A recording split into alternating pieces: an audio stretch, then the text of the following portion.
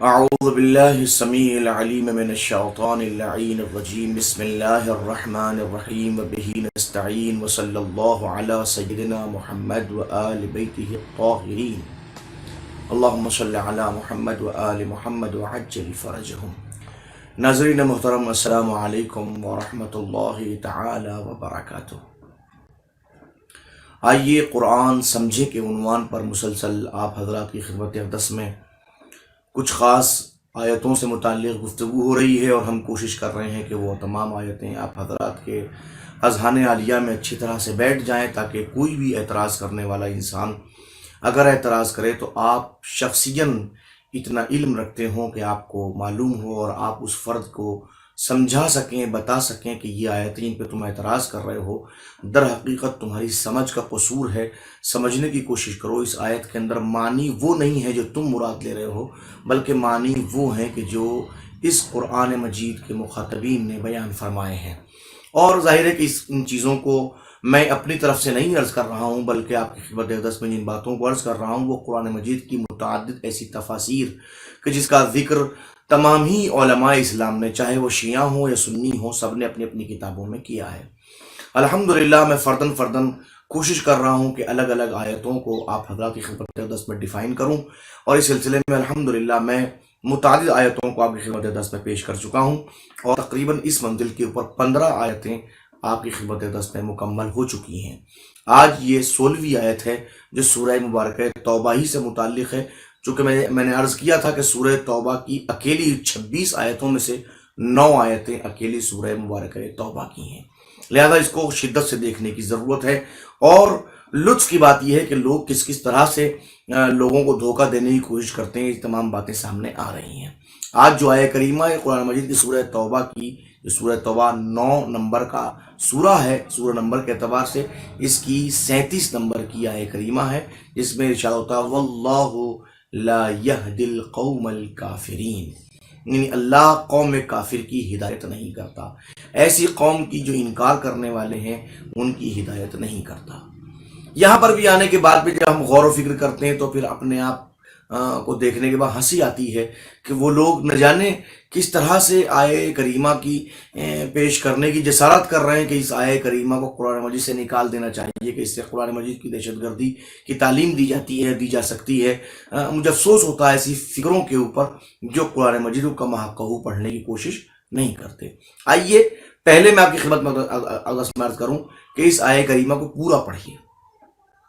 ارشاد ہوتا انما النسیء زیادۃ فی الکفر یضل به الذین کفروا یحلونہ عاما ویحرمونہ عاما لیواطئوا عدۃ ما حرم اللہ فیحلوا ما حرم اللہ زین لهم سوء اعمالهم واللہ لا یہدی القوم الکافرین۔ ہوتا ہے کہ محترم مہینوں میں تقدیم اور تاخیر ایک قسم کی زیادتی ہے جس کے ذریعے کفار کو گمراہ کیا جاتا ہے، دوسرے جو انکار کر رہے ہیں ان کو گمراہ کیا جاتا ہے۔ وہ ایک سال اسے حلال بنا دیتے ہیں، دوسرے سال اسے حرام کر دیتے ہیں، تاکہ اس کی تعداد جو ہے حرام مہینوں کی وہ برابر ہو جائے، جتنے خدا نے حرام قرار دیے، اور حرام خدا حلال ہو جائے اور حلال خدا گویا حرام ہو جائے۔ ان کے بدترین اعمال کو ان کی نظروں میں اچھا بنا دیا گیا ہے، اور اللہ قوم کافر کی ہدایت نہیں کرتا۔ یہ پوری آیے کریمہ ہے۔ اب اس آیے کریمہ کو سمجھنے کے لیے آپ کو پھر تھوڑا زحمت فرمانی پڑے گی۔ اس 37 نمبر کی آیت سے پہلے آیت نمبر 36 کو پڑھنا پڑے گا۔ آئیے ایک نظر آیت نمبر 36 پہ ڈالتے ہیں۔ ان عدۃ الشہور عند اللہ 12 شہرا فی کتاب اللہ یوم خلق السماوات والارض۔ اللہ کہہ رہا ہے کہ بے شک مہینوں کی تعداد اللہ کے نزدیک کتاب خدا میں اس دن سے 12 ہے، یعنی کہ اللہ سبحانہ و تبارک و تعالیٰ کے نزدیک اگر مہینے دریافت کیے کتنے مہینے سال میں ہوتے ہیں تو ایک سال میں اللہ کی کتاب بیان کر رہی ہے 12 مہینے ہوتے ہیں۔ ٹھیک ہے نا؟ دیکھیے یہ بات دماغ میں رکھیے کہ اللہ کہہ رہا ہے کہ مہینے 12 ہوتے ہیں۔ کس دن سے؟ جس دن سے اللہ نے آسمان اور زمینوں کو پیدا کیا ہے، یوم خلق السماوات والارض۔ ٹھیک ہے جناب؟ یہ معلوم ہے کہ جس دن زمین و آسمان خلق ہوا ہے اس دن سے اس کائنات میں سال میں صرف 12 مہینے ہوتے ہیں، نہ 13 نہ 11، ٹھیک ہے نا؟ آگے بڑھیے، منہا اربعۃ حرم، ان میں 4 مہینے محترم ہیں، 12 میں سے 4 مہینے محترم ہیں، ذالک الدین القیم، یہی قیم دین ہے، یعنی کہ ایسا دین جو سیدھا دین، مضبوط دین، یعنی ایسا قانون جس میں کجی نہیں ہے، جس میں ٹیڑھا پن نہیں ہے، جو بالکل اچھا، بالکل واضح اور آشکار دین ہے۔ فلا تظلموا فیہن انفسکم، خبردار ان مہینوں میں جو محترم مہینے ہیں اپنے اوپر ظلم نہ کرنا۔ وقاتلوا المشرکین کافہ کما یقاتلونکم کافہ، یاد رکھنا تمام مشرکین سے اسی طرح جہاد کرنا جس طرح وہ تم سے جہاد کرتے ہیں، ابتدا ان کی طرف سے ہو، وہ تم سے جہاد کریں ویسے ہی تم بھی جہاد کرو۔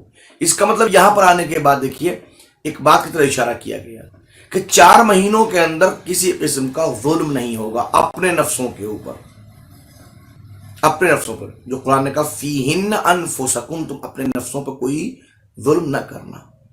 اب اس منزل سے آگے بڑھنے کے فون بات کہا گیا کہ دیکھو ان مشرکین، تمام کے تمام مشرکین جو تم سے جہاد کر رہے ہیں مکمل طور پر مل کے، تم بھی ان کے ساتھ مل کے جہاد کرو مکمل طور کے اوپر، چونکہ وہ تو اس کا مطلب یہ کہ قتال کو منع کیا گیا 4 مہینوں کے اندر۔ اب یہی وجہ بھی ہے کہ جب آپ کتاب خدا کو اٹھا کے دیکھیں گے تو یہ حکم صراحتاً موجود ہے۔ جب باقی اور ادیان کو اٹھا کے دیکھیں گے تو لطف کی بات کہ مکے کے کفار، مکے کے مشرکین، مکے میں رہنے والے اور باقی افراد، اس کے علاوہ جزیرہ عرب کے اندر رہنے والے عیسائی اور یہودیوں کے اندر بھی یہ بات موجود تھی کہ وہ 4 مہینوں کو محترم سمجھتے تھے، یعنی زمانہ جاہلیت میں بھی 4 مہینوں کو محترم سمجھا جاتا تھا، اور ان 4 مہینوں کے اندر کسی قسم کا جہاد، کسی قسم کا قتال، کسی قسم کی لڑائی جھگڑا نہیں ہوا کرتا تھا۔ یہ تمام باتیں سامنے تھیں، ٹھیک ہے نا؟ لیکن اب مسئلہ کیا ہوتا تھا، کچھ لوگوں نے حرکتیں کرنا شروع کی، اب کچھ لوگوں نے کیا حرکت کرنی کہ ان لوگوں نے ان 4 مہینوں کو جن کو اللہ نے محترم قرار دیا ہے، ان کو محترم تو قرار، اب وہ اچھا میں سوال کا جواب فون دے دوں، ذہن میں سوال آ رہا ہے کہ آخر وہ 4 مہینے کون کون سے ہیں؟ تو 3 مہینے تو یکساں ایک ساتھ ہیں لگاتار، ذی قعد، ذی الحج اور محرم، ذی قعدۃ الحرام، ذی الحجۃ الحرام، محرم الحرام، یہ 3 مہینے لگاتار، اور ایک مہینہ ان سب سے الگ ہے، وہ رجب المرجب ہے۔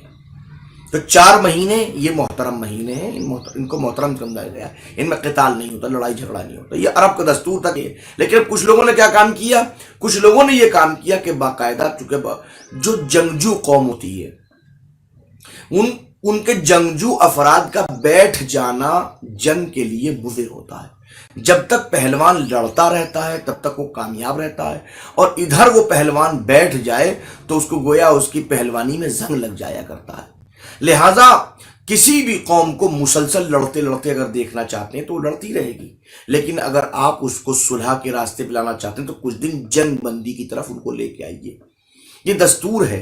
اور جنگ بندی جب ہوتی ہے تو لوگ بیٹھتے ہیں، اپنے زخموں کو دیکھتے ہیں، اپنے اہل ویال کو دیکھتے ہیں، اپنے بھائی بہنوں کو دیکھتے ہیں، اپنے قبیلے کو دیکھتے ہیں، اپنے وطن کو دیکھتے ہیں، اپنے اقتصاد کو دیکھتے ہیں، اور الا ماشاء اللہ کتنی چیزیں دیکھنے کے لیے ہوتی ہیں، وہ ان سب کو دیکھتے ہیں۔ نتیجہ یہ ہوتا ہے کسی ایک جگہ ذہن مرکوز ہوتا ہے، معلوم ہوتا ہے لڑنا غلط بات ہے، جھگڑنا غلط بات ہے، مار کاٹ بری بات ہے، لوٹنا غلط بات ہے، وغیرہ وغیرہ، اور نتیجہ یہ ہوتا ہے کہ انسان جنگ سے باز آ جاتا ہے۔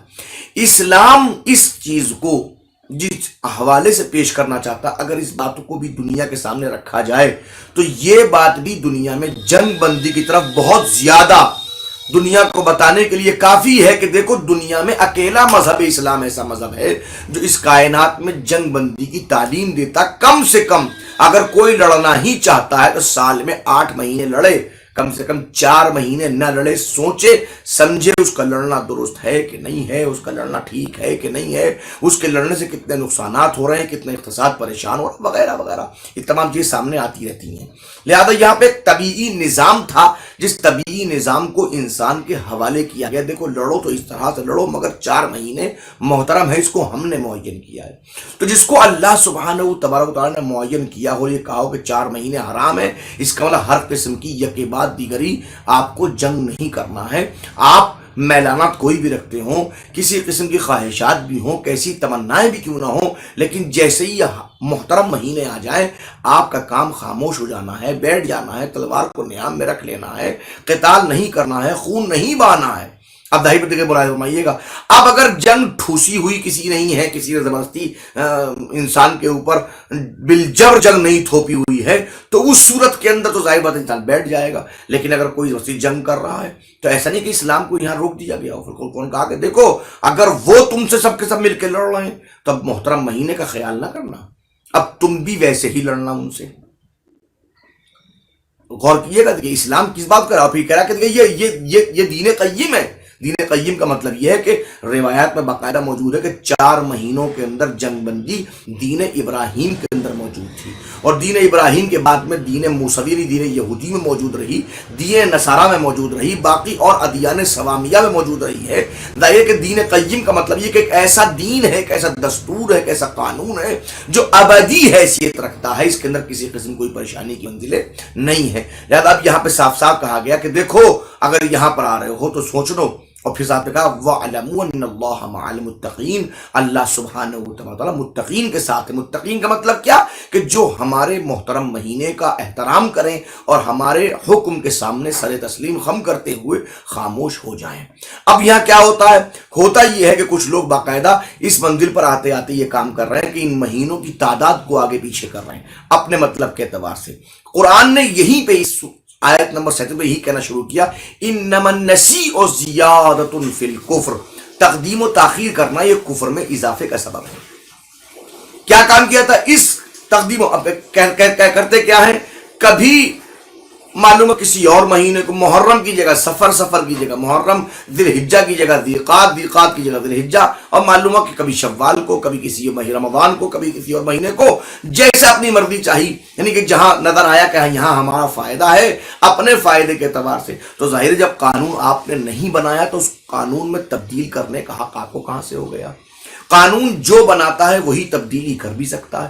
چونکہ اس قانون کا بنانے والا پروردگار ہے، لہٰذا آپ کو حق نہیں ہے کہ آپ اپنی مرضی سے قرآن کی بیان کردہ ان تسلسل والے مہینوں میں تقدیم و تاخیر کر سکیں، کہ آپ کسی کو مقدم کر دیں، کسی کو مؤخر کر دیں۔ اور اچھا قرآن نے صاف صاف کہا کرتے کیوں ہیں؟ کرتے یوں ہیں کہ 1 سال حلال 1 سال حرام۔ کیوں کرتے؟ تاکہ اللہ کے حلال کو حرام کیا جا سکے اور اللہ کے حرام کو حلال کیا جا سکے۔ یعنی مقصد صراحتاً یہ ہے کہ یہاں اپنے فائدے کے اعتبار سے حرام کو حلال کرنا ہے اور حرام کو حلال کرنا ہے۔ جو اپنے اعمال ہیں وہ ٹھیک ہیں، جو دوسروں کے اعمال ہیں وہ غلط ہیں۔ تو ظاہر سی بات ہے کہ آپ کی خواہشات کا نام تو دین نہیں ہے، آپ کی تمناؤں کا نام تو دین نہیں ہے، آپ کے احساسات کا نام تو دین نہیں ہے۔ دین اس پروردگار نے بنایا ہے، اور جیسا بنایا ہے اس کو ویسا رکھیے، آپ کا کام یہ۔ اب اگر آپ اس کا انکار کر رہے ہوں کہ اللہ کے بنائے ہوئے قانون کے سامنے سر نیاز نہ جھکا رہے ہوں، سر تسلیم خم نہ کر رہے ہوں، آپ اس کے حکم کو تسلیم نہ کر رہے ہوں، تو سب سے پہلے حکم کو تسلیم نہ کرنے کا لیبل آپ کے اوپر لگے گا۔ وہ لیبل کیا ہے؟ وہ لیبل کافر ہی تو ہے۔ کافر کا مطلب کیا ہے؟ انکار کرنے والا۔ کافر کا مطلب کیا ہے؟ انکار کرنے والا۔ تو انکار کرنے والا کا مطلب کیا ہے؟ جو اللہ کے احکامات کو نہ مانے۔ تو جو اللہ کے احکامات کو نہیں مانتا، اللہ اس کے اوپر لیبل لگاتا۔ جب لیبل لگاتا پھر بعد نشانی بتاتا ہے کہ اب ایسے لیبل والے کے ساتھ ہم کرتے کیا ہیں۔ تو قرآن کا واللہ لا یہدی القوم الکافرین، ہم قوم کافر کی ہدایت ہی نہیں کرتے۔ یعنی ایسے مواقع چونکہ ان کے اعمال پہلے ہیں۔ اب آپ کہیں یہ کون سی بات ہے نا، اللہ قوم کافر کی ہدایت ہی نہیں کرتا۔ اس کا جس کی ہدایت کرے گا وہ ہدایت یافتہ ہو، اس کی ہدایت نہیں کرے وہ ہدایت یافتہ نہیں ہوگا۔ تو بھائی پہلے اپنے اعمال ٹھیک کیجئے آپ۔ اللہ اسی وقت تک ہدایت کرتا جب تک آپ کے اپنے اعمال ٹھیک ہوتے ہیں۔ لہذا یہ آیے کریمہ صراحتاً کسی خاص فرد کے لیے بالکل نہیں ہے، ہر اس فرد کے لیے ہے کہ جو اس منزل کے اوپر اللہ کے احکام کی خلاف ورزی کرتا ہے۔ اور پلیز برائے کرم جب بھی آیت کو پڑھیے تو خدا کے لیے پوری آیت کو پڑھیے، تاکہ اگر عقل مند کے سامنے فقط آیت کو مکمل ہی پڑھ دیا جائے تو اس کے سامنے مطلب واضح ہو جائے۔ اور آپ کی خدمت اقدس میں عرض کروں کہ اسی سورہ توبہ کی جو آیت نمبر 58 ہے وہ بھی تقریباً اسی وے میں موجود ہے. جس طریقے سے آیت نمبر یہ آپ کی خدمت میں 37 عرض کی گئی تھی، ویسے ہی تقریباً آیت نمبر 58 بھی ہے. اس کو بھی خدمت میں عرض کر دیا جائے، چونکہ آج یہ 2 آیتیں مکمل ہونی ہیں. ارشاد ہوتا ہے وَمِنْهُمْ مَنْ يَلْمِزُكَ فِي الصَّدَقَاتِ فَإِنْ أُعْطُوا مِنْهَا رَضُوا وَإِنْ لَمْ يُعْطُوا مِنْهَا إِذَا هُمْ يَسْخَطُونَ. یعنی ان لوگوں میں کچھ ایسے لوگ بھی ہیں منافقین میں سے جو صدقات کی تقسیم میں آپ کو تانا دیتے ہیں. اگر انہیں کچھ دے دیا جائے تو خوش ہو جاتے ہیں، اگر کچھ نہ دیا جائے تو بگڑ جاتے ہیں. تو اس کا مطلب یہ کہ وہ بھی اپنی مرضی کو دین بنانے کی کوشش کر رہے ہیں. حضور کچھ دے رہے ہیں. اب دیکھیں ملاحظہ فرمائیے کہ اگر سرور کائنات کچھ دے رہے ہیں، اللہ کا نبی اللہ کا رسول کچھ دے رہا ہے، تو اس کا مطلب یہ نہیں ہے کہ وہ کچھ خیانت کر رہا ہے. اگر آپ نے اس کو رسول مان لیا، اس کے اوپر ایمان لے آئے، تو اس کے اوپر ایمان لانے کا تقاضا یہ کہ اس کی عدالت کے اوپر ایمان لے آئیں، آپ اس کو انصاف ور تسلیم کریں. یہ کیا مطلب ہے کہ اگر وہ تقسیم کر رہا ہے تو آپ اس کو تانا دے رہے ہیں کہ آپ ہمیں کم دے رہے ہیں، ان کو زیادہ دے رہے ہیں، ان کو کیا دے رہے ہیں، ان کو ہمیں کم دے رہے ہیں؟ یہ کیا مطلب؟ اچھا بھائی، لطف کی بات یہ بھی کہ رسول ایک کام اور بھی کرتے ہیں جس کو قرآن صاحب فَإِنْ أُعْطُوا مِنْهَا رَضُوا. قرآن کہہ رہا ہے اگر رسول کو کچھ دے دیتے ہیں اضافی تو وہ راضی ہو جاتے ہیں. یعنی رسول نے یہ کام کر کے اور اللہ نے قرآن کی آیت کر کے قرآن میں آیت رکھ کے بتا دیا کہ ان کا مزاج کیا ہے. ان کا مزاج یہ ہے کہ یہ اپنے حق سے زیادہ کے اوپر خوش ہو جاتے ہیں، اور حق میں کچھ کم دیا جائے تو وہ معلوم ہے کہ وہ ناراض ہو جاتے ہیں. اگر حق جتنا حق دے دیا جائے تو ناراض ہو جاتے ہیں. تو یہ کون سی منزلیں ہیں؟ لہذا ان چیزوں کو دیکھنے کی ضرورت ہے. قرآن اپنی خواہشات کو مذہب کا نام دینے کی اجازت بالکل نہیں دیتا ہے. آپ کا کام واللہ وحدہ لا شریک پروردگار کے احکام کے سامنے سر تسلیم خم کرنا ہے. لہذا اس منزل پر آئیے، آیتوں کو اس طرح سمجھنے کی کوشش کیجیے. اور کم سے کم یہ آپ کی بدذہنتی کی سب سے بڑی دلیل ہے کہ آپ قرآن مجید کی کچھ آیتوں کو دہشت گردی سے منسلک کر کے اس بات کی طرف دعوت دے رہے ہیں کہ آپ کو قرآن کا علم نہیں ہے. آج کے تک اتنا ہی. انشاءاللہ لذیذ گفتگو مزید جاری رہے گی. آپ لوگ تسلسل کے ساتھ میں ہماری ویڈیوز کو دیکھتے رہیے، سمجھنے کی کوشش کرتے رہیے. اور آخر میں پھر التماس کروں گا ہمارے یوٹیوب چینل کو سبسکرائب کیجیے، تمام دوستوں میں احباب میں ان کو ارسال کیجیے تاکہ وہ لوگ بھی اس سے مستفید ہو سکیں. والسلام علیکم ورحمۃ اللہ وبرکاتہ.